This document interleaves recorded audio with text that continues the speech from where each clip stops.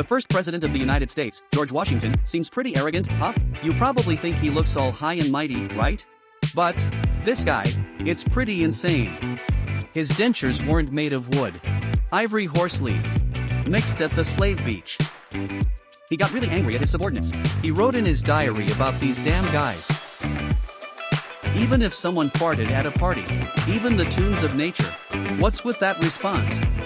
In the elections, he was spilling 660 liters of alcohol. He was a full-on party guy. Great figures have strong quirks and hidden sides. I hope it's funny. Please subscribe to the channel.